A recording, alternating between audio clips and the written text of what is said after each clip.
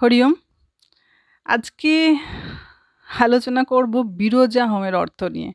অনেক চানাপোনারা এটা নিয়ে জিজ্ঞাসা করেন যে মা বিরজা হোমের অর্থ কি, বুঝতে পারি না। কারণ বিরজা হোম কথাটি আমরা শুনেছি, স্বামীজি আটপুরে গিয়ে বিরজা হোম করেছিলেন ওনার গুরু ভাইদের নিয়ে, এবং সন্ন্যাসের জন্য বিরজা হোম করাটা আবশ্যিক বলা হয়। তাই বিরজা হোমটা কী জিনিস মানে এর অর্থটা কি, সেটা আমি আপনাদের বলবো আজকে। তো প্রথমে চলে আসি হোম কথাটায়। হোম কথাটি এসেছে, মানে শব্দটি এসেছে হু ধাতু থেকে। হু ধাতুর মানে হচ্ছে টু অফার, দেওয়া। কেমন দেয়া? একেবারে অর্পণ করে দেয়া, আর ফিরে চাইবো না, একেবারে তোমায় দিয়ে দিলাম, এরকম দেওয়া, মানে সমর্পণ করে দিলাম। হোম কথাটির মানে কিন্তু এটি। আমরা এটা ওটা দিয়ে হোম করি, এটা তো মেটেরিয়ালিস্টিক্যালি আমরা হোমটা দেখাচ্ছি, কিন্তু এর যে অভ্যন্তরীণ অর্থ সেটা হচ্ছে আমার মনের ভিতরে যত ময়লা রয়েছে, ষড়রিপু রয়েছে, কাম, ক্রোধ, লোভ, মদ, মোহ, মাৎসর্য, এই সব কিছুকে সমর্পণ করে দেয়া। এইটি হচ্ছে হোমের উদ্দেশ্য। এবার আসি বিরজা কথাটিতে। বিরজা শব্দটির আসল ফর্ম হচ্ছে বিরজস, সেটা থেকে একটি বিশেষ ফর্মে বিরজা কথাটি এসেছে। বি কথাটি মাঝে মাঝে বৈপরীত্য অর্থেও ব্যবহার করা হয়, মানে নেগেটিভ অর্থে, বিপরীত অর্থে। বিরজস, রজস মানে হচ্ছে কি প্যাশন, স্ট্রং ডিজায়ার, মনের কোনো তীব্র অনুভূতি বা তীব্র চাহিদা বা ইচ্ছা, এটাকে বলা হচ্ছে রজস। বিরজস মানে কি কোনো চাহিদা নেই, চাহিদা মুক্ত অবস্থা। তাহলে বিরজা হোম কথাটির কি অর্থ হলো? না, আমার যত রজস রয়েছে, যত প্যাশন রয়েছে, স্ট্রং ডিজায়ার্স রয়েছে, সেগুলিকে সব আমি ভগবানের চরণে সমর্পণ করে দিয়ে মুক্ত হয়ে গেলাম, মানে পিওর হয়ে গেলাম, বিরজস হয়ে গেলাম। আর কোনো রজ আমার মধ্যে রইল না, আর কোনো স্ট্রং ডিজায়ার আমার মধ্যে রইল না, যেটা আমার চাই, না হলে আমার হবে না, না হলে আমার জীবন চলবে না। এই সমস্ত স্ট্রং ডিজায়ারকে, তীব্র ইচ্ছাকে ভগবানের চরণে সমর্পণ করে দেওয়া, এরই নাম হচ্ছে বিরজা হোম। আশা করি এটা বোঝা গেছে।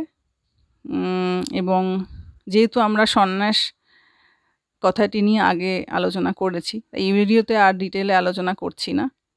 যে কোনো কিছু জানেন তো, আমাদের শাস্ত্রের যা কিছু বলা রয়েছে, যা কিছু করা রয়েছে, আমরা মেটেরিয়ালিস্টিক্যালি অনেক কিছু করি। এই যে প্রসাদ, এই যে পূজা পদ্ধতি, এগুলিকে যদি এর ভিতরের অর্থ জেনে আমরা পূজা করতে পারি, আমাদের কিন্তু জীবন পাল্টে যেতে পারে। কিন্তু আমরা সেটা করি না।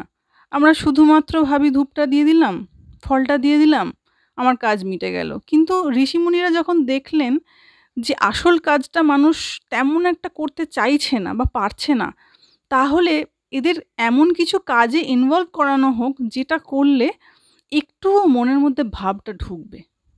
এই জন্য এই এত রকমের পূজা পদ্ধতি আসলে কিন্তু হচ্ছে নিজের মনকে ভগবানের চরণে সমর্পণ করা।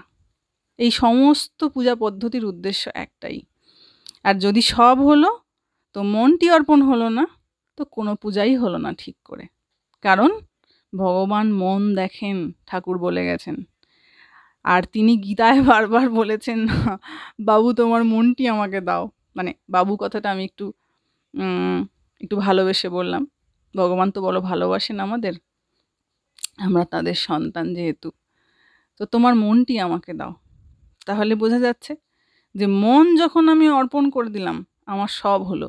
কিন্তু সব করলাম অথচ মনটি অর্পণ করতে পারলাম না, তখন কিন্তু শুধু ওটি বৈধি পূজা বা সব কিছু বিধি অনুসারে হলো, কিন্তু আসল অর্থে হলো না। তাই এবার থেকে যখন কোনো হোম করবেন বা কোনো পূজা করবেন, অবশ্যই প্রচেষ্টা করবেন যাতে করে নিজের মনটাকে কিছুক্ষণের জন্য হলেও আমি ভগবানের চরণে সমর্পিত রাখতে পারি। সেটাতেই কিন্তু এই পূজা, যজ্ঞ, হোম এটির সার্থকতা। নাহলে সব হলো, ওটি হলো না, তাহলে আর আসল কাজটি হলো না। এই জন্য আমাদের 12 মাসে 13 পার্বণ। আজ এই পূজা, কাল ওই পূজা, পরশু এই পূজা, আজকে ওই তিথি। তার মানেটা কি? যে দিনের মানে বারবার কিছুদিন বাদে কোনো না কোনো পার্বণ আসছে, মানে একটা অকেশন তৈরি হচ্ছে, তুমি যাতে তোমার মনটাকে আবার একটু কিছুক্ষণের জন্য, একদম পারছো না সংসারের চাপে, কিন্তু ওই তিথিতে একটু তুমি পূজা করো। পূজা করো মানে কি? নিজের মনটাকে ভগবানের চরণে সমর্পণ করো। এই জন্য আমাদের এই ঋষিমুনিরা এত কিছু সব ব্যবস্থা করে দিয়ে গেছেন, আর আমরা বাবু শুনতে চাই না। ঠিক আছে, সবাই ভালো থাকবেন। পরে আবার একটি অন্য ভিডিও নিয়ে আসবো। হরি ওম।